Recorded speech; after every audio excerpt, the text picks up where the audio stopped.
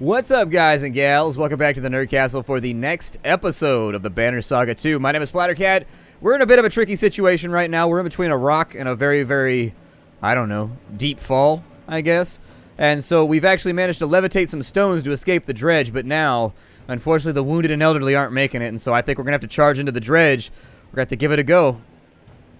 You launch yourself into the approaching dredge, swinging your axe wildly and driving a few backwards. Other fighters and archers follow your lead, holding off the dredge until the last of the clansmen make it past you. The stones under your feet begin trembling and you realize it won't hold much longer. Run! You shout to the fighters who joined you. Almost all push forward as the stones nearest land and fall away into the chasm below.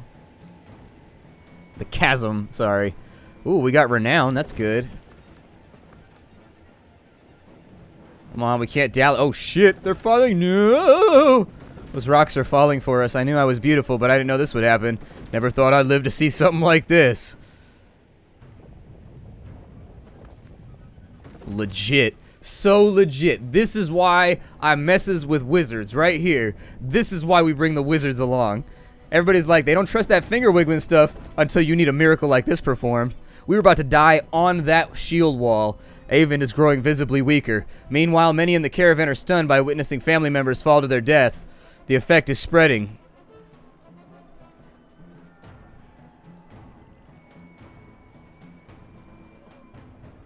Run to the back and push people forward, I think. Your footing is precarious when you reach the collapsing rear of the bridge. You start pushing men, women, and children ahead.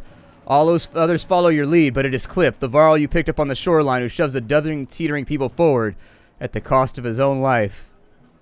That right there, that's why it's called a saga. That kind of heroism stuff right there. I wish that there was a cutscene or something. I feel bad when, like, you've got a nameless character right here. In a lot of ways, he's a red shirt. He never had a face in the game, but he has a name. You never get to lay eyes on him, and yet the entire time he's in the game, he's doing stuff for other people. And that kind of stuff right there, I don't know. It gets to me. Saving a bunch of people and just, like, falling to his death because he knows it's the right thing to do even though his people are going extinct. It's good shit right there. That's a mighty death.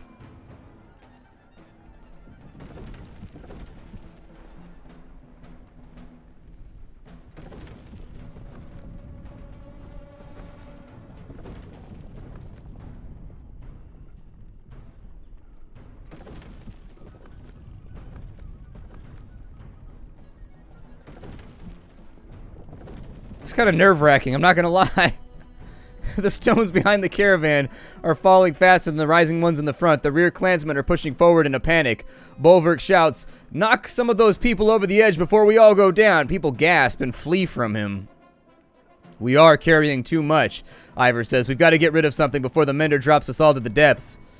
You look around and see only people, food, and the massive cart the ravens are hauling. Only 2 of those are an option. I'm thinking whatever's inside the cart is meant to get the king's favor if we can bring it to the king. It's like the body of Bellower or something like that.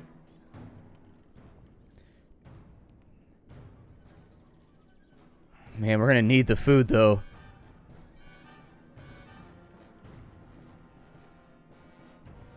So we've got starvation versus probably whatever we do with the cart is gonna have ramifications later on. Because they haven't told us what's inside the box right now, and I'm thinking it's probably not worth trading our red snapper in for. Well, there's no easy choice. There's no easy choice. It's a rough one. Dump the food. The ones close to the supplies look at you bewildered. "We won't need food if we don't make it across," you shout. Slowly, a couple of carts are unhitched and shoved over the edge. Avon's relief is almost instantaneous, and the bridge extends, giving everyone more room and time to move.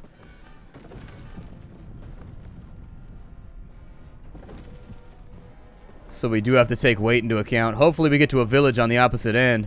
We haven't been able to resupply at all, and so if that's Ormsvaller or whatever it was, Ormsdollar, I think is what it was called. Hopefully we'll be able to buy supplies there to replace the ones that we just lost. I don't really know what else to posit here. Just a bit further, Raven. Yeah, but now he's got to pull them upwards. Like, he's got to bear us uphill now. See, this guy over here, he's the grumpy Gus of the group. Everybody else lives in the village. He's like, "No, I'm gonna go live on my little hillock by myself. The landscaping is better over there." Avon's scream chills you as it echoes off the cliff a mere 100 yards away. Again, the bridge shakes but stays together. When Juno looks at you, her lips are trembling. This is killing him, she says, and I won't let that happen. Her tone is dark and cold. What's the alternative? She says nothing but looks towards the rear of the caravan. Governor Rugga and many others from the Boars Guard are back there.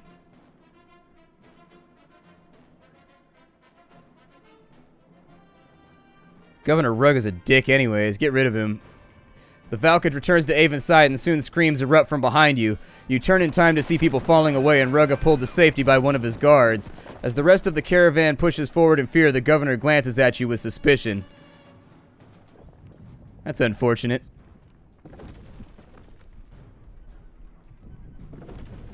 I thought that was a pretty good opportunity to get rid of a rabble-rouser. Somebody who is also a betrayer to the king. I don't trust him. He seems like a traitor to me with the way he talked to the prince.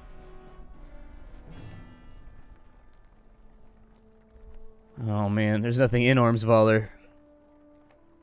Jesus. That's bad. That's really, really bad.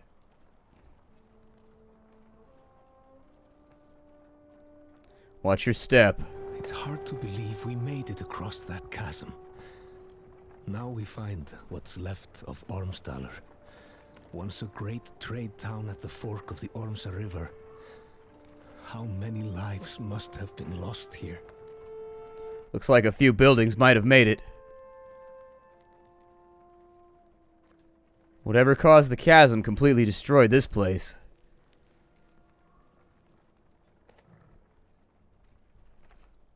From the massive varl to the youngest human children, everyone is sapped from crossing the chasm. Tents are loosely strung up and gear is thrown on the ground as everyone falls asleep. You manage to post a few guards out of habit before sinking down against a crate, wrapping your cloak around you and closing your eyes. Your chest aches as if from a wasp sting. Feeling around for the cause of it, you look down between your leathery gray fingers running over a red stone breastplate. Gasping, you open your eyes to find your cloak still wrapped around you, no stone armor underneath. The caravan is still asleep, snoring more prevalently than usual. You're able to drift off for a bit more rest before facing the tasks of the new day.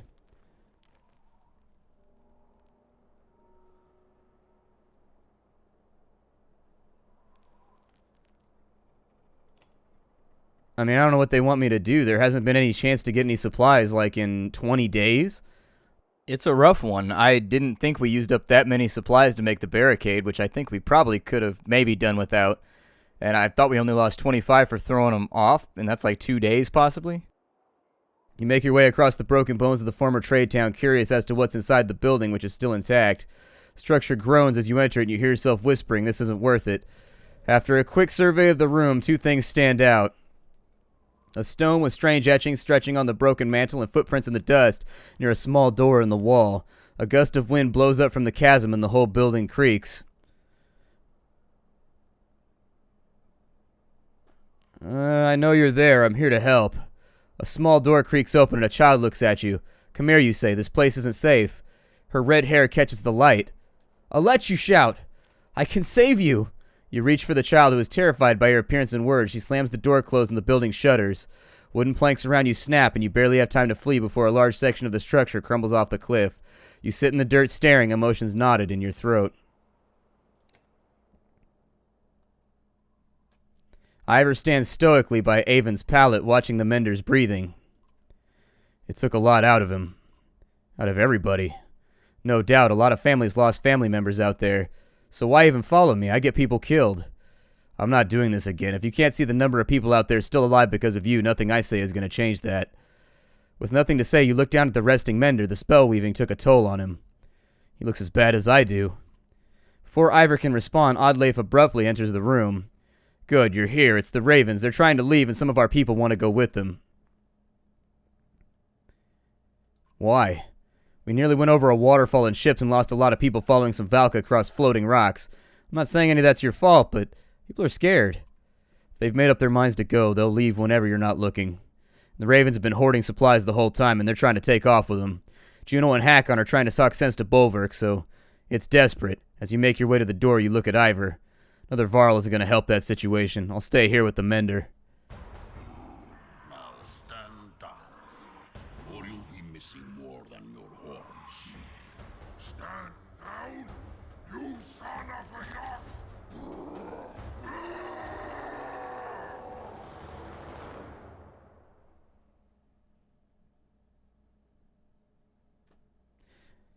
I didn't think we would use 7 days worth of supplies for the barricade and throwing him off the cliff. I can't calm him, his fury. Here they are, just as I said.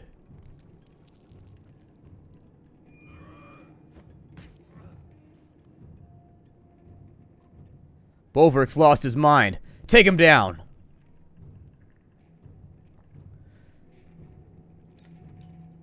Alright, so we got the morale penalty. Going in hard on that armor right there.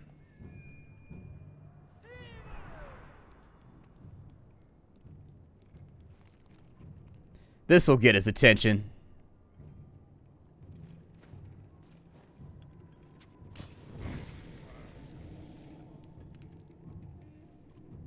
What have you done? It worked. Bolverk, hear me.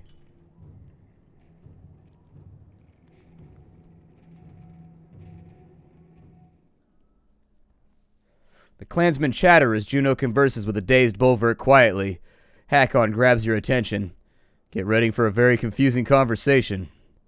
He motions to Ursa, one of Prince Luden's bodyguards, who is wiping her pitch-covered hand with a rag on her way over to you. Clever trick, witch. This time. You Varl are just too easy. How'd you know that would stop him? Archer smiles at you like you're a child who just spoke its first word. How do you think humans routed those horned brutes in the Great Wars? Hakon's face loses all humor and Ursa laughs. If I can be of any help, Rook, just ask. She smiles and nods to you before returning to Prince Luden's tent. Strange, that one. Stranger than Bolverk being as tough as a damn sunder? Yeah, I should have mentioned he's a berserk. Probably the last of his kind after Einertoft. The Varl King laughs at your blank look. Berserks lose themselves in a fight. They're as strong as cold bears and just as wild. It's hard to say if they're friend or foe in a fight. So a Mender magics us over a chasm and you two decide to kill each other? Caught him trying to take off with supplies he tucked away. Couldn't let it happen. Cool anger glistens in Hakon's eyes when he looks at Bolverk. Hiding food when we got people starving? I don't think the others have even crossed his mind. All he knows is to look out for his own. So maybe that's why we're missing supplies, is that he stole them all while we were in the chaos. Because we had like 7 to 9 days worth of supplies, and I didn't imagine. We lost 25 for the barricade and 25 for dumping them off the cliff, which is 5 days at the maximum, and that's a really liberal estimate. That's being very, very generous. We should have at least 4 days left. You stare at Bolverk, pacified by Juno, and wonder if it would have been better to kill him. Whatever his reason, I hate that some of ours are going with him. I don't understand their choice any more than you do, but it's the way of it. You wonder what will happen to them all.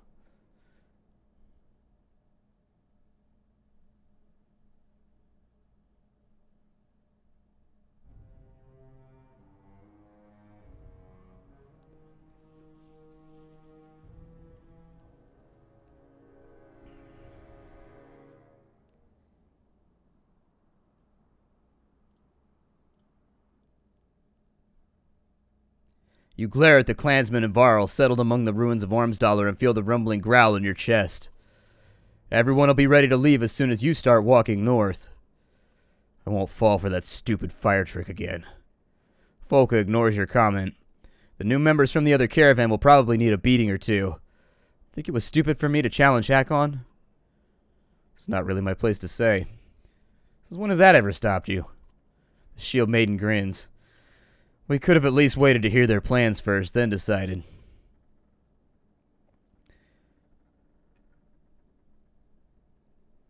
You play it too safe. And your way just landed us on our asses. We'll make it to Bindle, we'll get a job, and things will get back to normal. We always survive. And what about all those dredge? If they make it across the chasm, it'll be war, and war has always been good for business. Folka smirks, but her face hardens as Juno approaches. Bolverk, could I have a word with you? But you already said enough? I'll hear her out. Well, I won't. I'll finish the packing. The two of you watch Folka stomp off, but not too far. She's protective of you. Get on with it. I know your ravens need work. Without work and coin, that banner of yours is worthless. You step towards her, towering above the tall Valka, though she stands resolute. In Borsgard, we made an arrangement for you to protect this large cart until we were away from the dredge threat. They're across the damn chasm. Job's done. Agreed, but the cart you've been hauling has become too troublesome. It needs to be sunk in the deepest waters around. You grunt in disgust. Valka's secrets. You would turn down the Mender Council's coin? Where is that coin? Payment upon completion. You have a Valka's oath. The Blue River to the northwest will be your best option. And if I just leave it in the woods somewhere? I will know, as will the other Valka. Besides, the Ravens always finish their jobs. That reputation means everything to you. You growl, but she's right. Fine. On the Raven's oath, it'll be done. Juno nods and walks away. Folka watches her leave and returns to your side. Now what? Now we have a job. Apparently we're leading 2 caravans now. This one's littler, though. A scout points in the distance with a smile on his face. Walking in that direction, you hear the strangers bickering between 2 Varl. Now you've done it, Jut, says one Varl with a large shield and a spear. Kept on until others heard and came nosing about. The other Varl glances your way and nods politely and walks towards you while shouldering his axe. Don't mind my brother Naki. He's a warrior. Naki steps closer and shoves the other Varl with his shield. Jute Varl don't have brothers, and it's warrior.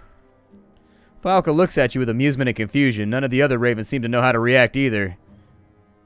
Are you 2 addled? Not the nicest way to say hello, Naki says, extending his hand in greeting, and if we were addled, just adds, stepping forward and swatting Naki's hand.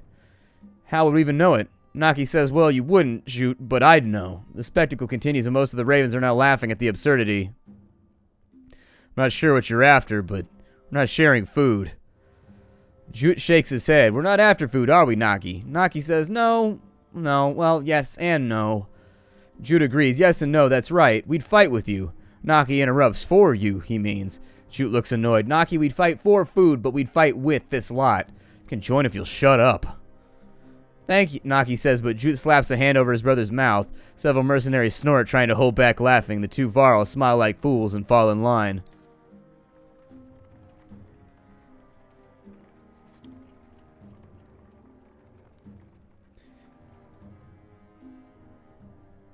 A group of new recruits from Borsgard and the previous caravan are loosely gathered behind Mogan, a skilled thrasher with a scar across his face. Felt like a good time to introduce myself. Mogan. Thought you were Rook's man. Good man, Rook. Too good, though. You couldn't enjoy the lack of gods and rules, the chance for fighting. There's a few rules to being a raven. Most important is following my orders. Yeah, of course, but what about this giant cart the Valka has us lugging around? Something in his tone signals a primal warning inside of you. That has nothing to do with you. Well, the way we see it, he motions to the fighters around him, she's no longer around, so let's just break it open. Look at our riches. We're mercenaries, you idiots. We're paid to run jobs, not steal from the people who hired us. Is any of this making sense to you? He ignores her. He's only interested in what you have to say.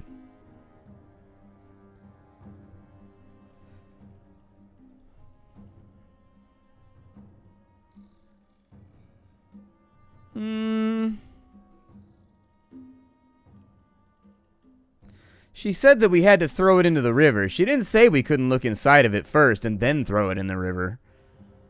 I mean, I kind of want to know what's inside of it too.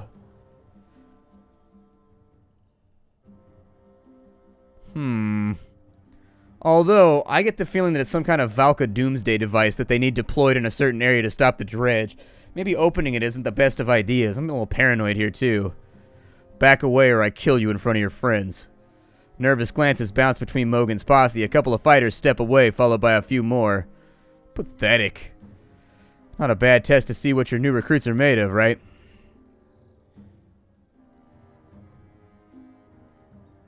That's true. He did call question... This is medieval times. You can't question the authority of your superiors. I should have him executed.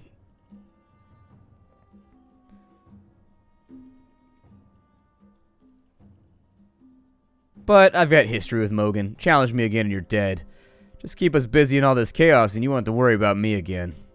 The axeman walks away, either brave or insane. Could definitely use more fighters like him. And he got some crazy split ends up in here. Got to work on that beard a little bit more. Got to get that conditioner. Some of that revitalizing lotion.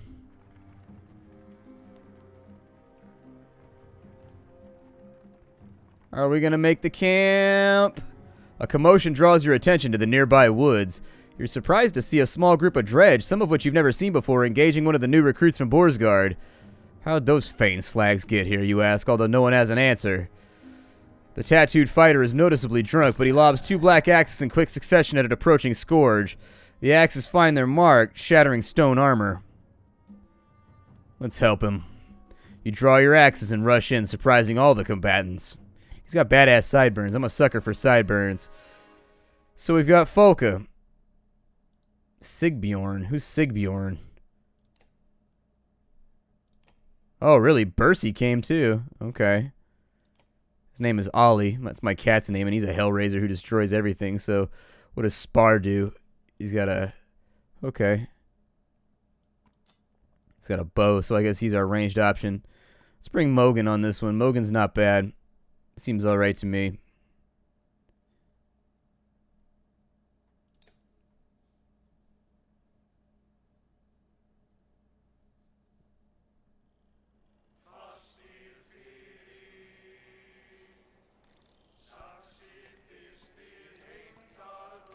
Apparently it's going to be a musical battle.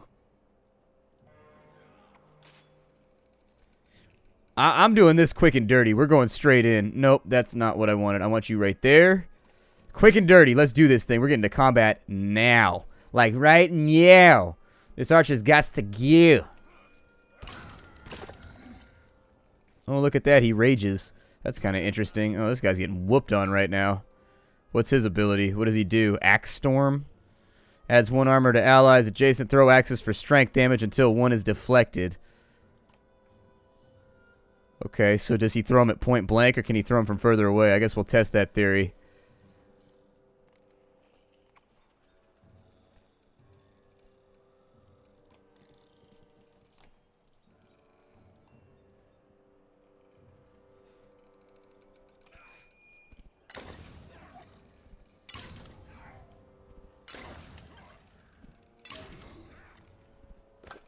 Holy shit! Careful, one of those slingers getting ready to hurl a slab of rock.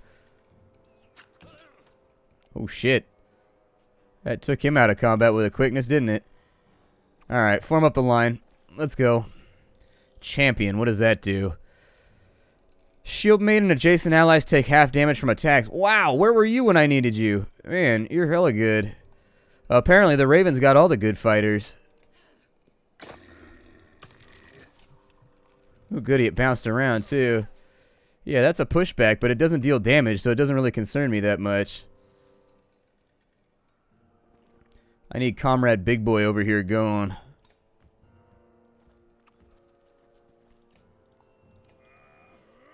Yay! I'm not going to say the day is ours, but we're definitely doing okay. I do like that they gave me an opportunity to play around with the abilities on some of the new characters, though. It's kind of a gimme fight unless something else is going to happen. Damn it.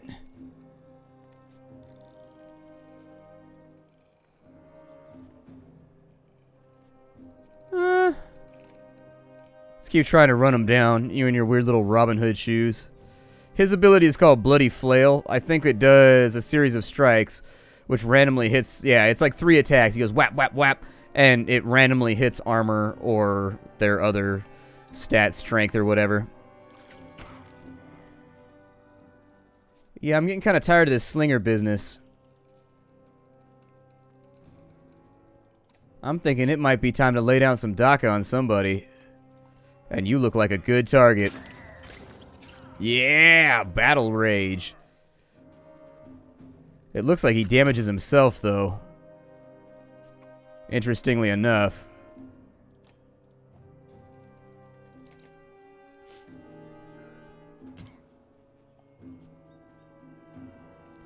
Two right there. Let's go ahead and feed that one to Bercy. Because Bercy look hungry. Bercy kill. Bercy need blood. Ow! Bercy no need Slingstone to face. Why is Krumir here? Did Krumir come with him too? That's not a good thing. I need Krumir. Why can't I use willpower on this guy? What has gone wrong? That's odd.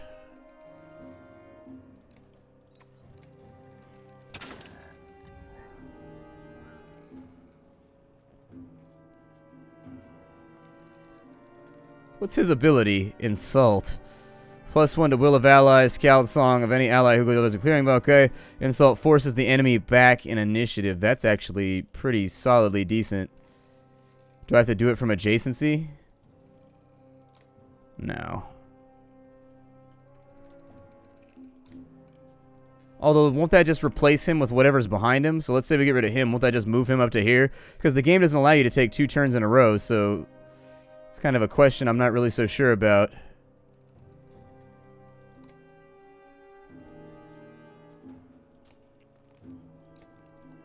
I don't know. Let's just shiv a bitch. He's got a bow on his back, so I figured maybe he'd be able to use the bow on somebody.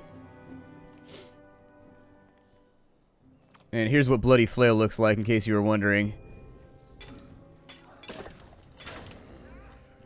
And that's Bloody Flail. Ooh. Last second deflection.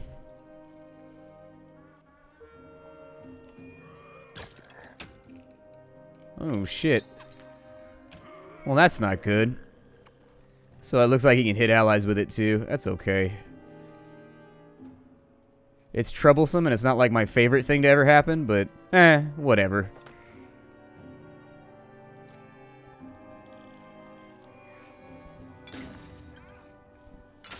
I wonder what adding willpower to that attack does. Probably makes it, like, less likely that you'll get a deflection, maybe? I don't know. Adding willpower to it seems to have some function. Bursey can go over here and finish this guy off, although you don't really want to feed too many kills to one person in this game. So there's another one. Pillage mode is now officially activated. Move off to this side. We'll feed a kill to our little stabby friend. I like how he attacks him with a shank. I don't know. It makes me happy. He's using like a big Skane-Do type looking thing. Or like a... I don't even really know.